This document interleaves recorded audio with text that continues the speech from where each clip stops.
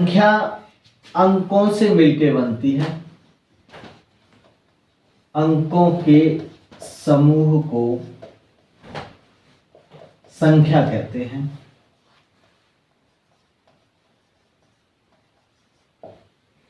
अंकों के समूह को संख्या कहते हैं। अब अंकों का क्या तात्पर्य है?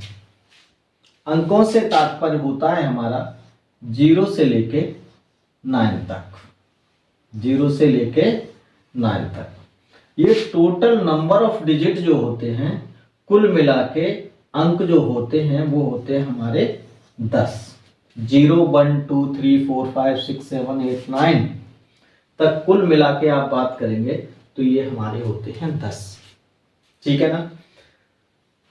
अब इन अंकों में से हमने डाल दिया 1 2 0 4 5 6 7। तो इन्हीं अंकों में से आप एक समूह बना दिया इन अंकों का, जिसे हम क्या कहेंगे? इसे कह देंगे क्या? संख्या कहेंगे इसे। इस चीज का ध्यान रखिए। अब थोड़ी सी बात आती है कि आपको एक क्वेश्चन यहां से मिलेगा देखने को। वो क्वेश्चन आपका रहेगा इस तरह से,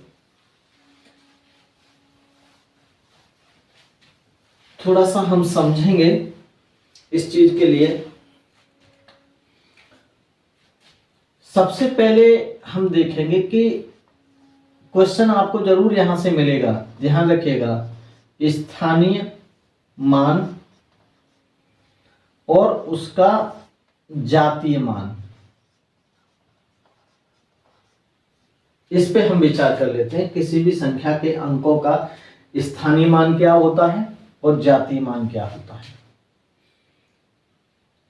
हम उदाहरण लेके तुरंत समझा देते हैं आपको, ज्यादा टाइम नहीं लगाएंगे। देखेंगे 2 6 4 3 9 ये एक कोई संख्या है।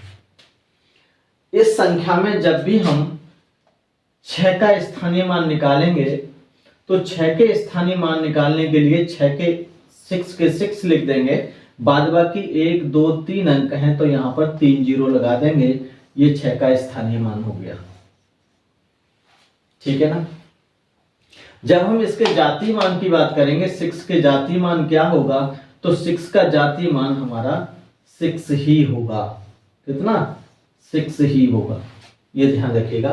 तो स्थानीय मान इस तरह से निकालते हैं, जातीय मान इस तरह से निकालते हैं। जातीय मान उसका एक्चुअल मान होता है, इस चीज का ध्यान रखिएगा। स्थानीय मान स्थान के अनुसार मान होता है। ठीक, ये बात समझ में आ रही है आपकी? अब देखिए आगे।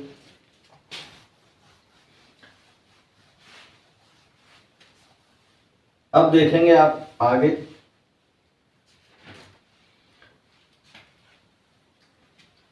एक और शब्द आप समझ लेंगे, पूर्ववर्ती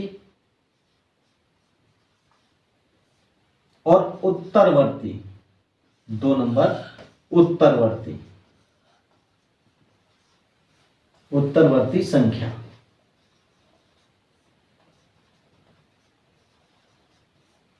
ठीक है। पूर्ववर्ती और उत्तरवर्ती संख्या क्या होती है? देखिए आप यहां पे पूर्ववर्ती उत्तरवर्ती के बहुत इजी तरीके से आप समझेंगे। जैसे यहां पर है 13 ये संख्या जो है 13, इसका पूर्ववर्ती इससे पहले क्या आएगा? 12। तो ये 12 हमारा हो गया पूर्ववर्ती। 12 हमारा क्या हो गया? ये पूर्ववर्ती हो गया।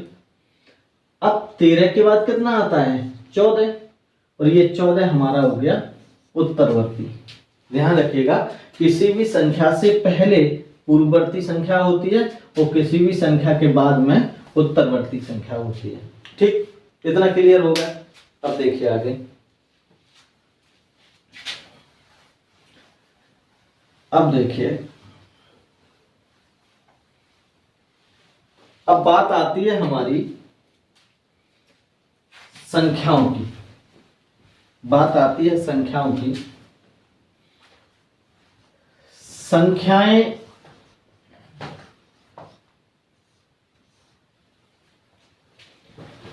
संख्याएं देखेंगे हम हमारी दो प्रकार की संख्याएं होती हैं।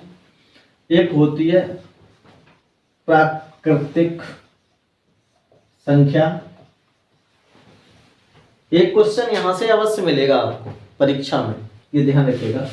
दूसरी होती है पूर्ण संख्या। एक प्राकृतिक संख्या होती है, एक पूर्ण संख्या होती है। प्राकृतिक संख्या का मतलब आप समझ लीजिएगा जो गिनी जा सके, जो गिनी जा सके, देसी भाषा में गिनी जा सके, ठीक है, जिनको हम गिन सकते हैं, जिनको हम गिन सकते हैं उसको हम प्राकृतिक संख्याओं के अंतर्गत रखते हैं, ठीक है। दूसरी है पूर्ण संख्या। गिन कौन से सकते हैं आप? भाई 0 से लेकर 9 तक अंक थे आपके, तो गिन कौन से सकते हैं? गिन सकते हैं आप 1 से लेके 9 तक, ये आप गिन सकते हैं। तो 1 से लेके 9 तक ये हमारी प्राकृतिक संख्या होती है।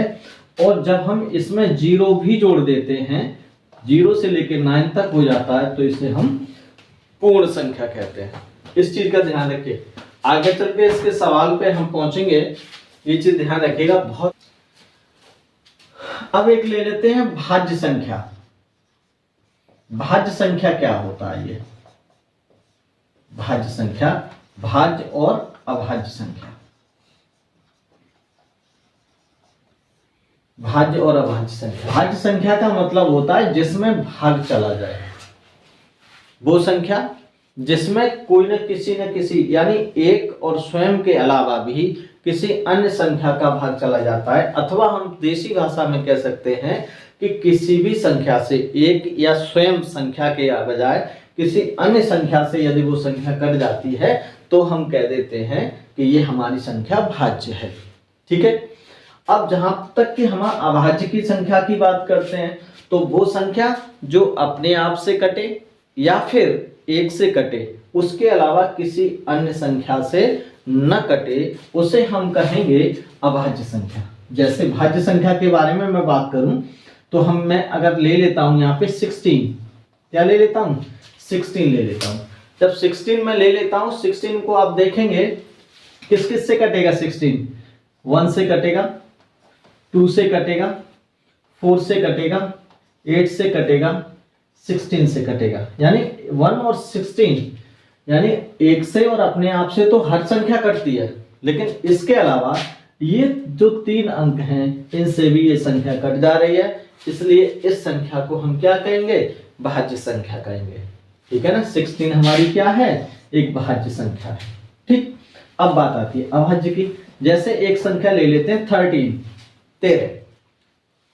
जब ये 13 हम संख्या ले लेते हैं तो आप देखेंगे 13 किसी से कट रहा है? ये नहीं कट रहा है।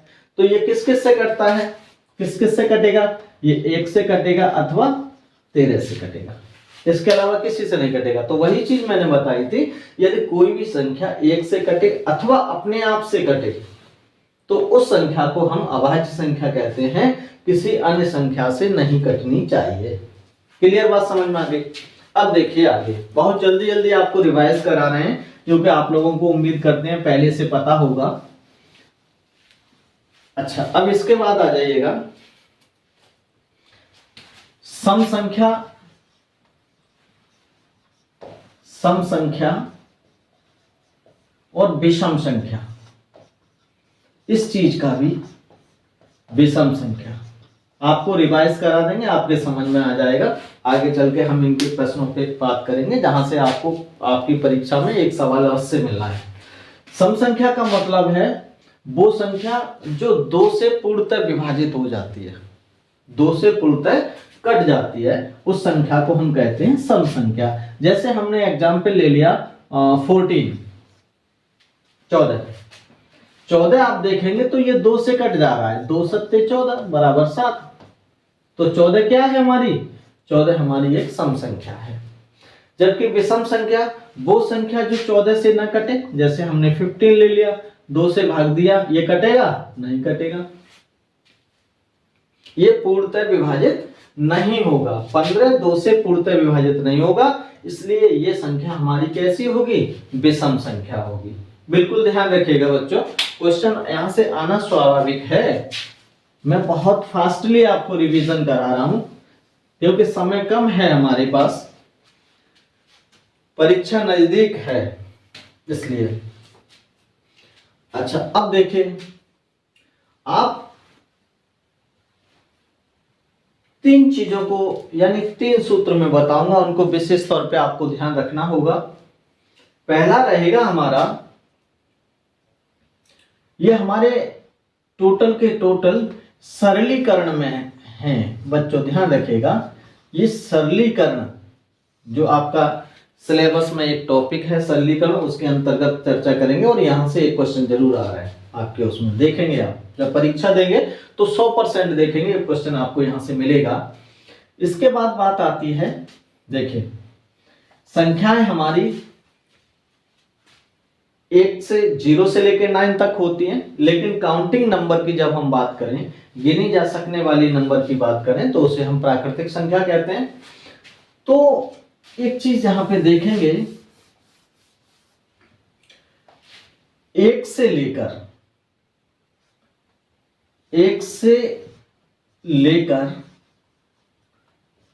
n तक, ठीक है ना, 1 से लेके n तक। दूसरा 1 से लेके n तक सम संख्या। तीसरा, थोड़ा सा इधर ले लेते हैं इसे, थोड़ा सा इधर लेते हैं, 1 से लेके n तक सम संख्याओं का योग। ठीक है, 1 से लेके n तक सम संख्याओं का योग। दूसरा हो गया 1 से लेके n तक, इधर ले लीजिए, ये सम संख्या, हाँ ले लीजिए, चलिए 1 से लेके n तक विषम संख्याओं का योग। विषम संख्याओं का योग, ठीक है, ये चीज समझिए आप। अब 1 से लेके n तक सम संख्याओं का योग, आप देखिएगा यहां पे बच्चों, आप देखेंगे जैसे सपोज कीजिए हमने 1 से लेके n का मतलब है बृहत्तम संख्या, कहाँ 1 से शुरू करके कहां तक संख्याओं का हमें सम संख्याओं का जोड़ निकालना है। कैसे निकालेंगे इस चीज पे आप ध्यान रखेंगे। जैसे 1 है, 1 से लेके हमने मान लिया 10 तक, 1 से लेके 10 तक सम संख्याओं का जोड़ निकालना है, आपको योग निकालना है। तो कैसे लिखेंगे, 1 है, 2 है, 3 है, 4 है, 5 है, 6 है, 7 है, 8 है, 9 है और 10 है। अब इसमें देखेंगे बच्चों टोटल संख्याएं कितनी है, 1 2 3 4 5 6 7 8 9 10, टोटल कितनी है 10 संख्याएं। अब इसमें सम संख्या की जब भी मैं बात करूंगा तो एक ये है, एक ये है, एक ये है, एक ये है, एक ये, टोटल कितनी होंगी 1 2 3 4 5। और विषम संख्याएं कितनी है 1 2 3 4 5, तो 5 सम संख्याएं हैं और 5 विषम संख्याएं हैं। ये देखिए विषम संख्याएं हैं आपकी, ये विषम संख्याएं हैं। तो जितने भी 1 से लेके 10 तक के बीच की विषम संख्या या 1 से लेके 10 तक के सम संख्या के बारे में जब भी हम बात करें तो ध्यान रखिएगा, ऐसे सवालों में हम क्या करते हैं कि जब भी हमें निकालना होता है कि 1 से लेके 10 तक की सम संख्याओं का योगफल क्या होगा, ऐसी स्थिति में आप देखेंगे क्या करेंगे, मैक्सिमम वैल्यू कितनी है आपकी। अच्छा देखिए 5 हमारा सम संख्या की टोटल कितनी हो गई, 5 हो गई। आपने देखा 1 2 3 4 5, टोटल 5 हो गई सम संख्याएं। तो हम यहां पर योग कैसे निकालेंगे, सम संख्याओं का योग, सम संख्याओं का योग, बहुत ही बढ़िया फॉर्मूला बना के देंगे, बहुत अच्छे तरह से आप लोग समझ जाइए। सम संख्याओं का योग कैसे होगा, ये आधी हो गई 10 की, 1 से 10 के बीच में 5 सम होंगी और 5 विषम होंगी। तो हम सम संख्याओं का योग कैसे निकालेंगे, 5 लिखेंगे गुणा इससे 1 जोड़ देंगे यानी कि 6, इनका कर लेंगे गुणा, 5 6 30, इनका योग 30 होगा। ध्यान रखिएगा बच्चों, टोटल 1 से लेकर 10 तक 5 सम होंगी संख्याएं, 5 विषम होंगी। तो सम संख्याओं का कैसे निकालेंगे, 5 करेंगे, 5 के अगली संख्या 6, यानी कि 5 में 1 जोड़ देंगे, उसका गुणा कर देंगे 6, यानी 5 गुणा 6, ठीक है, 5 6 30। ये 30 हमारा सम संख्याओं का योग हो गया। अब देखिए 2 4 2 6, 6 6 12, 12 8 20, 20 10 30। आप समझ लीजिएगा, ये तो 10 तक ले लिया। अगर कहीं पर ज्यादा भी लेना पड़े तो आप इसी फॉर्मूले का इस्तेमाल करेंगे। अगर वो कह देगा कि 1 से, एक और एग्जांपल ले लेता हूं, 1 से 50 के बीच की सम संख्या का योग निकालना है, ठीक है ना, 1 से 50 के बीच की सम संख्या का योग निकालना है। तब आप क्या करेंगे, 25 हमारी क्या होंगी, सम संख्या होंगी, और 25 हमारी विषम संख्याएं होंगी, ठीक है ना। 25 सम संख्या होंगी इसमें और 25 विषम संख्या होंगी।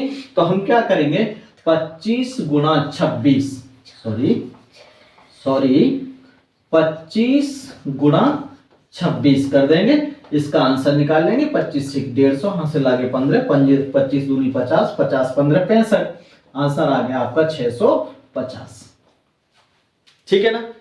इस तरह से समझ में आ गया, ये आप इस तरह से निकाल लेंगे, ठीक है बच्चे।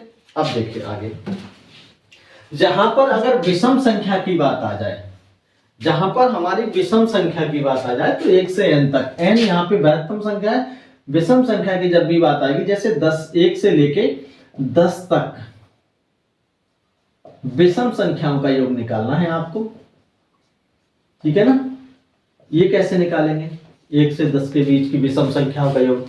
तो आपको पता है कि 10 में 5 विषम संख्याएं होंगी, क्या होंगी, 5 विषम संख्याएं होंगी, ठीक है ना। तो n बराबर कितना हो गया, 5 हो गया, ठीक है ना, n बराबर 5 हो गया। उस समय हम क्या कर देते हैं, उस समय हम कर देते हैं 5 का स्क्वायर, ठीक है, जो जितना भी होता है उसका वर्ग कर देते हैं, वही उसका आंसर होता है 25। ये चीज ध्यान रखिएगा बच्चों। यहां पर अगर कभी भी विषम संख्या पूछी जाए, है ना, तो लगातार विषम संख्याएं जब भी पूछी जाए आपसे, तो सम संख्याएं पूछी जाए तो आप करेंगे 5 सम संख्याएं होंगी, 5 विषम संख्याएं होंगी। जो 5 होंगी यानी आधी सम आधी विषम, तो 5 होंगी। विषम संख्या जब भी पूछेगा तो 5 का स्क्वायर कर देंगे, जब भी सम संख्या पूछेगा तो 5 गुणा अगली संख्या करके उसका गुणनफल निकाल लेंगे, वही आंसर होगा। ये चीज आप लोग बिल्कुल ध्यान रखिएगा, ठीक है ना। ये बात क्लियर हो गई। अब देखिए यहाँ पे तो सम संख्या और विषम संख्या निकालने का तरीका आपको पता चल गया कि सम संख्याओं का योग विषम संख्याओं का योग कैसे निकलेगा। अब देखिए, अब हम आगे बात करते हैं, यदि सम और विषम न पूछे, यदि सम और विषम